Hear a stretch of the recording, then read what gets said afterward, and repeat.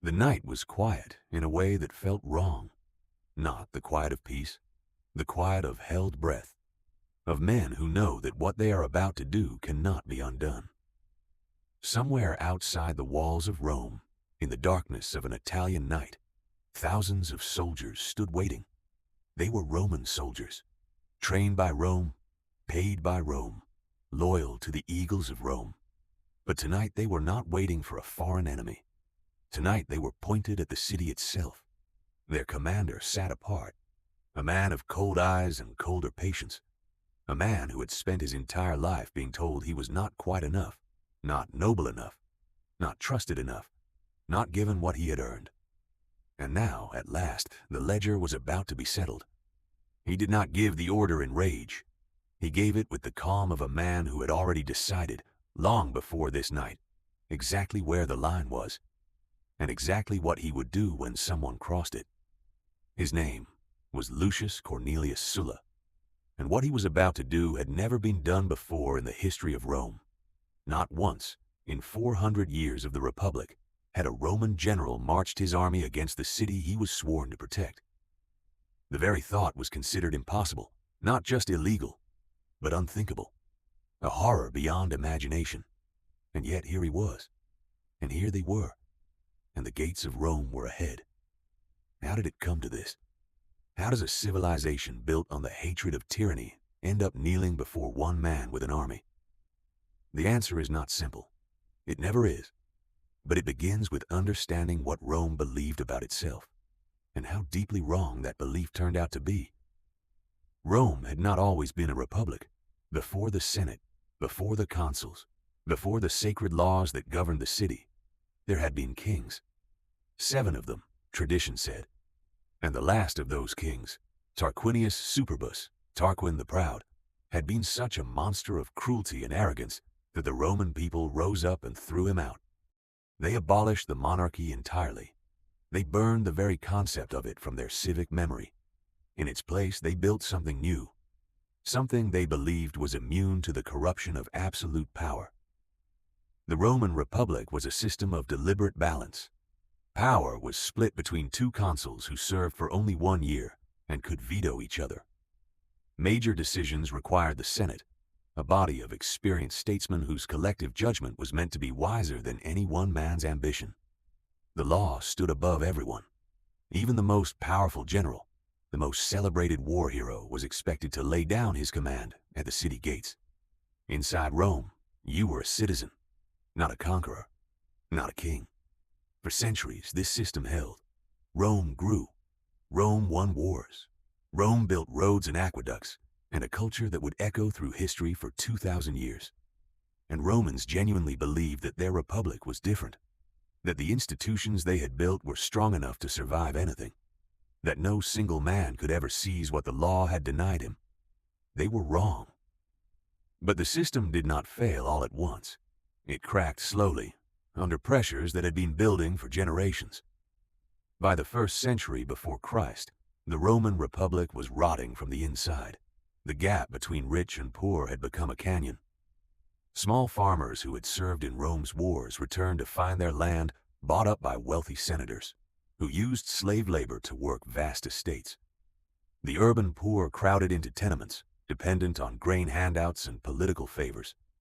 The old civic virtues, duty, restraint, service to the state, were being quietly hollowed out by the hunger for wealth and glory. Into this fracture stepped the populares, politicians who built their power by championing the poor, demanding land reform, pushing against the entrenched aristocracy. Opposing them were the optimates, the conservatives, the men of old money and old names who saw every reform as a step toward chaos. The conflict between these factions grew vicious. Tribunes were murdered in the streets. Mobs broke up assemblies. Political violence, once unthinkable in Rome, became routine. But the deepest crack in the Republic was not political. It was military. Rome's wars had grown longer and further from home. A soldier could spend years, sometimes decades, on campaign in Spain, in North Africa, in the East. When he came home to nothing. No land, no pension, no future, except one thing: loyalty, not to Rome in the abstract, to the general who had led him, fed him, paid him, and promised him rewards when the war was done. Armies were becoming personal, and personal armies in the hands of ambitious men are not a feature of a republic. They are its undoing. Lucius Cornelius Sulla was born into a family of old, but impoverished nobility.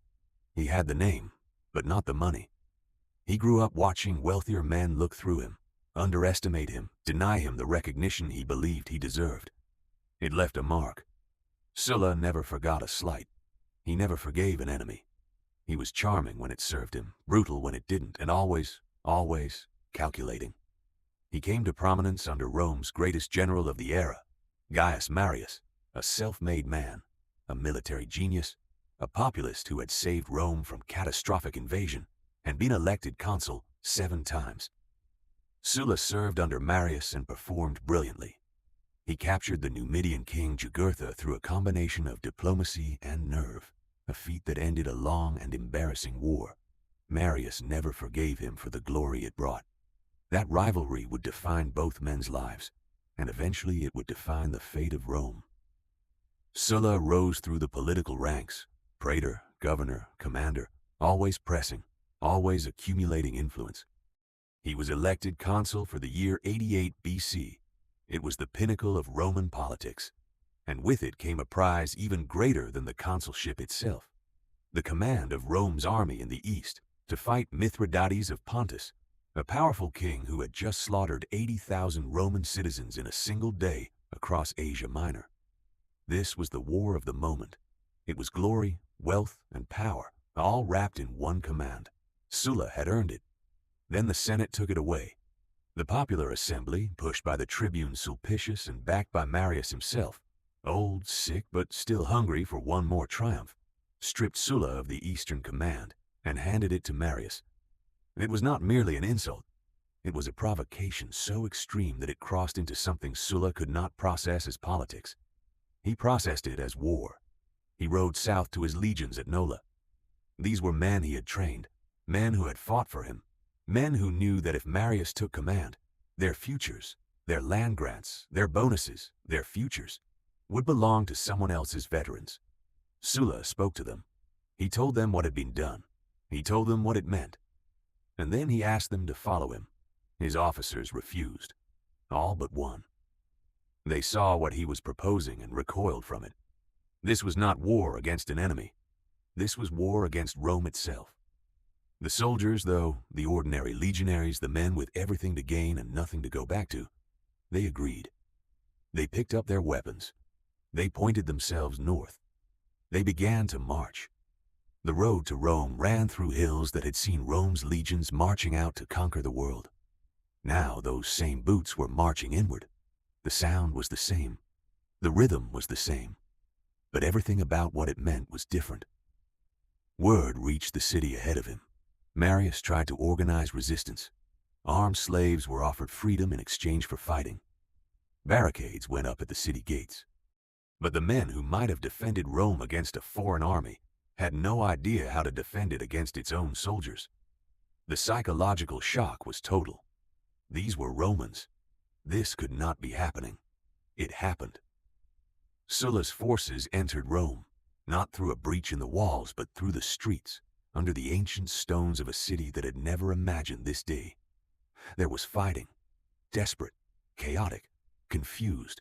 Rooftop defenders threw tiles and stones at soldiers marching below. Sulla ordered torches used against buildings. The city that had never knelt to a foreign king was now burning at the hands of its own general. Marius escaped. Barely. He fled the city with a handful of followers, hunted across the Italian countryside, hiding in swamps, disguising himself among slaves. The man who had saved Rome from the Teutonic hordes now ran for his life from a Roman army. Sulla took the city. He called an assembly. He spoke of restoration and order. He declared his enemies public criminals, the first formal political purge in Roman history. And then, having done the unthinkable, he did something that shocked everyone.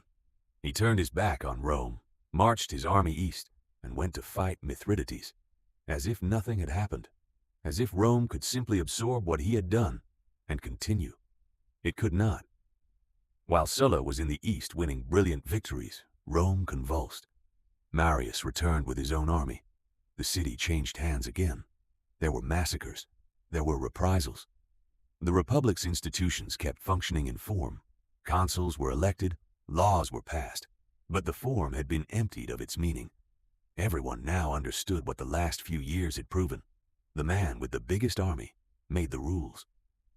Sulla returned to Italy in 83 BC with his veterans, his treasury of eastern loot, and a focused, patient fury.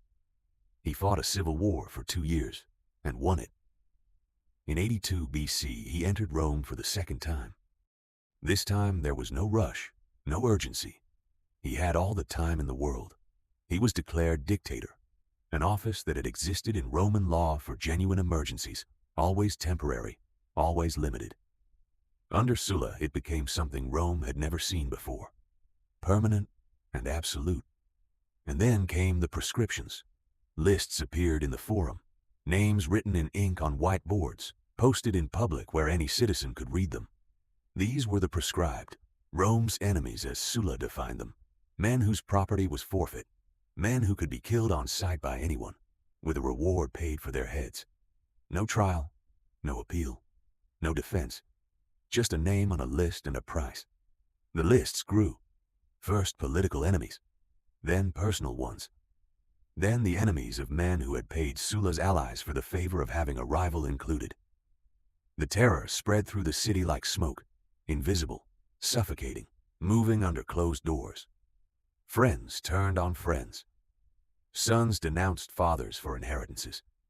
Neighbors informed on neighbors for protection. Roughly 4,000 people were killed. Their properties were auctioned to Sulla's supporters at a fraction of their value, enriching a new class of men who owed everything to the dictator. Rome had known political violence before, but this was systematic. This was bureaucratic. This was the state as instrument of personal revenge, wrapped in the language of law and order. Sulla called it justice. As dictator, Sulla moved to reform the Republic, genuinely in his own way. He strengthened the Senate. He reduced the power of the tribunes, those populist officials who had always been the weapon of the mob. He restructured the courts. He built a legal architecture meant to prevent exactly the kind of political chaos that had consumed the last generation. He genuinely believed, it seems, that he was saving the Republic, that destroying it had been necessary to fix it. The irony cuts deep enough to draw blood. And then, in 79 BC, Sulla did something that defied every expectation, every precedent, every calculation of power that Rome had ever seen. He resigned. He simply resigned the dictatorship, walked away from his absolute power, and retired to his estate in Campania. He spent his last year writing his memoirs, hunting, and reportedly drinking himself toward an early death. He died in 78 BC, a private citizen. Romans did not know what to make of it. His enemies had expected to be destroyed.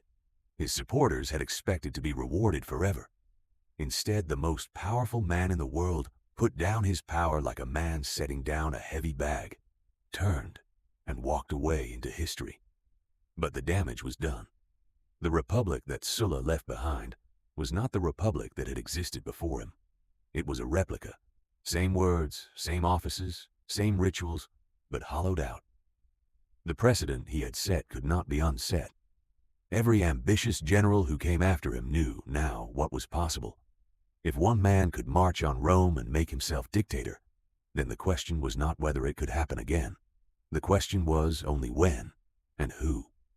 The answer arrived 1 generation later, in the form of a young aristocrat who had watched Sulla's career from childhood, who had, in fact, nearly ended up on Sulla's prescription lists himself as a teenager, saved only by his family connections and Sulla's momentary mercy. That young man had noticed everything. He had learned. His name was Julius Caesar. Rome trusted its system.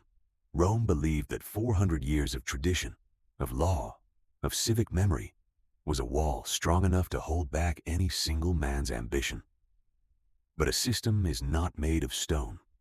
It is made of agreement, the collective agreement of everyone inside it to honor the rules, even when breaking them would benefit them personally.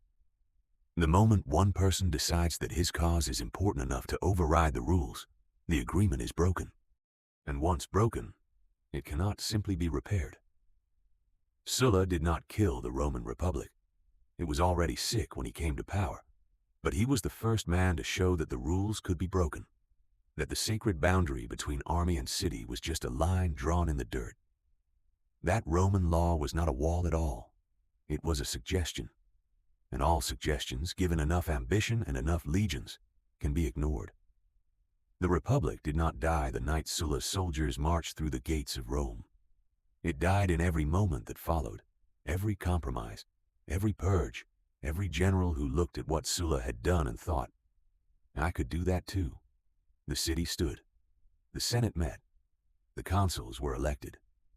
But the soul of the thing was gone. Rome would spend the next 50 years learning what it had lost, not all at once, but slowly, the way a man bleeds out from a wound he does not notice until he is already on the ground. And by then, it was far too late.